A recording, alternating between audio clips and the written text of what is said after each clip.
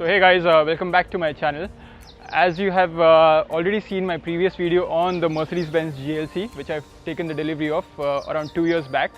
So this is a video about it after 2 years of experience. It's a long-term video of my car, and I'll show you how it performs, how it has given me a response over these 2 years, what are the maintenance, what are the challenges I've faced with the car, how it has given me the performance also, and every details of the car will be shared in this video. So let me take you in this journey with me. So starting from the front, you have a massive grille over here along with a huge logo at the front, and at the side you have a nice LED projector headlight with LED strip running from here. And also if you come closer, you have parking sensors over here at the side over here and in the center, and also a logo, Mercedes logo over here. And if you notice the hood, it's nice and long with nice curves given in between, so it gives a nice muscular stance to the car.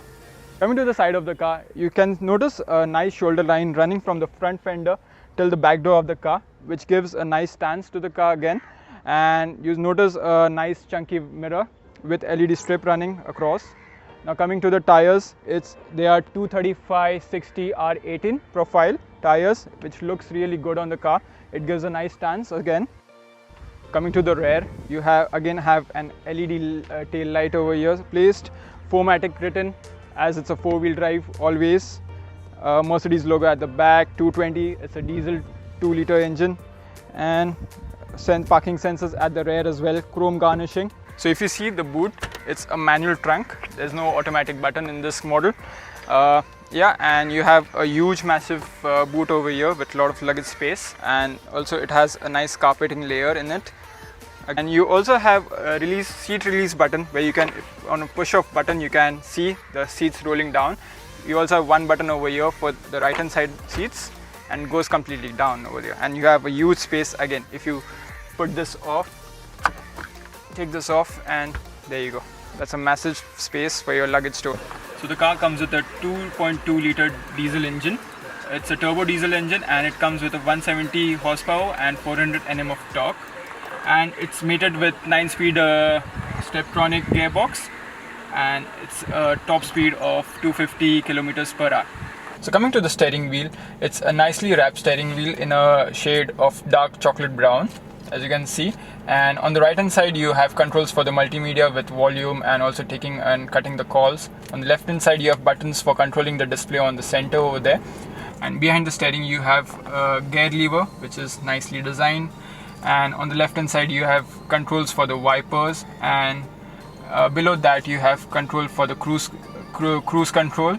And behind the steering you also have controls for the pedal shifts, where you can change upshift or downshift the gears.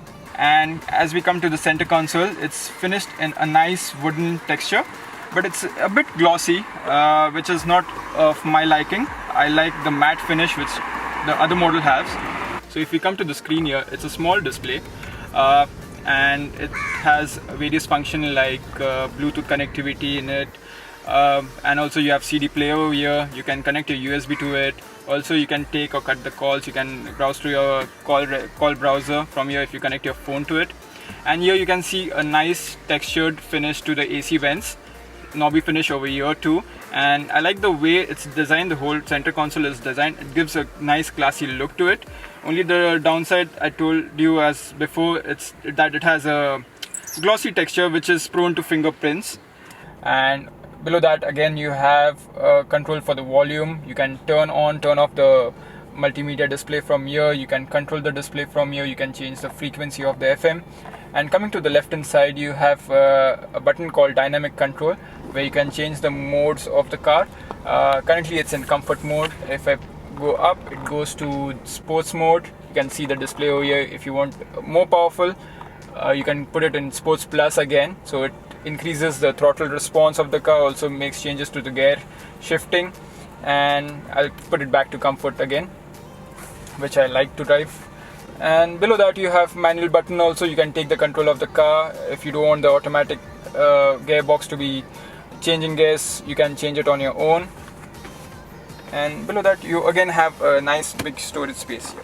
So if you see over here, you have a nicely softened leather covered dash, which is soft to touch. Really gives a premium look to the car.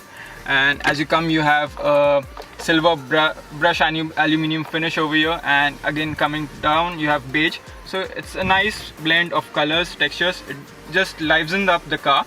So as you can see, the seats are really comfortable. It's holding me well. You also can manually adjust it by putting this forward, taking it back, reclining the seats however you want, and you can get into a position really quick and easy. And coming to the seats in general, they are nice, soft, cushiony. It gives you nice hold, nice firm grip when you drive the car. And yep, let's go to the back seat now. So as you can see, I'm sitting in the back seat of the car, and I must say it's a really comfortable place. The seats are really nice and firm, and also gives a nice comfortable feel. And the under thigh support is also good. It gives nice support to the legs, and the seat is also adjusted to my height, so I'm 5'11", and as you can see, there's a lot of space, a lot of knee room. It's quite comfortable. You also have a center armrest over here with storage over here, and you have cup holders again, and also there are 2 AC vents. You can adjust the airflow from this knob. You also have some storage space over here. You can keep your magazines or newspaper or anything. And coming to the sunroof over here, you have a panoramic sunroof, which really gives the car an airy feeling. And also there's a lot of space over here for your headroom, and a really spacious and comfortable place back here. So finally, after the interior and exterior specs and details, now let's go on a drive on the car, and I'll tell you how it feels after 2 years of this car running continuously. Let's go. So I usually drive this car in comfort mode, as I don't like the eco mode, which gives me less power, or I don't like sports mode also in city traffic basically, because it uses lots of power and it gives a jerky feel for the car. Comfort mode is pretty relaxed mode as compared to the other 2 modes in city traffic basically, as the car runs smooth, the gear shifts are smooth. It also gives me a decent fuel consumption of approximately 11 to 12 kilometers per hour real time in city, and it goes to 14 to 15 kilometers per hour on highway. So as you can see, the suspensions are pretty on a stiffer side, which is a downside as well as a benefit for the car. Benefit as in it handles well, it drives well. You can feel the steering stiffness perfect.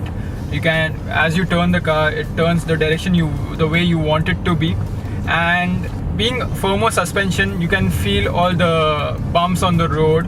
And also this car comes with a nicely insulated cabin. So this front glass is insulated, the side glasses are insulated. The NVH level of the car is also really great. It's a diesel engine, but you don't feel it's a diesel engine. It's really silent inside. Coming on to the drive, so the engine is really responsive. It's really powerful. Being a 170 horsepower car and 400 Nm torque, the torque kicks in really early in this car. Yeah, so coming to the conclusion of this car, if you are someone who is looking to upgrade to a luxury car, or you're looking forward for a luxury brand, and you don't want the basic sedan, or you don't want anything which is very bulky or huge in terms of size, so I prefer this car is pretty decent in that terms compared to the C-Class, on which the platform is based on. And if you are a small family of say 3 or 4 people, I prefer this car. Is pretty good. It's a really nice family car. You can go on a long weekend. You have great luggage space behind. I really like to drive this car on my own instead of a chauffeur, because it's really amazing. I really enjoy driving this car in the traffic as well as on the highways in the Ghat section because of its handling. So coming to the cons of this car, I don't like this display. It's a 2018 model, but yeah, you know where the features and everything were in rest of the models or rest of the brands were offering that time. You don't have touchscreen, you don't have navigation in this, you have to pay extra for that, which I really don't like. You cannot connect, you can say that Mercedes Connect, you can't speak to the car. So it lacks features. Also the suspension is little on a firmer side. If you're looking for something you want to go on highways, you want to go little off-roading, it has 4MATIC, you can take it anytime. Slight off-roading, not the heavy one, and it's a pretty decent car. So if you're looking for one, I would suggest you to go for the newer generation, which has updated features right now. Also looks pretty good. Yeah, and if you're looking for a used car, this one ticks the box really right compared to the BMWs and all. This one is the highest selling car, the highest selling premium luxury segment SUV, you can say, right now, compared to BMWs or Audis. It's just flying off the shelf. So for second-hand market also, I would suggest you to go for this one. Yeah, so that's from my side for this review of this long-term review of my car, which is the Mercedes-Benz GLC 220D. And I'll be signing off for now, and please like my channel, subscribe to my channel, and also there will be more car contents coming up soon, so stay tuned for that.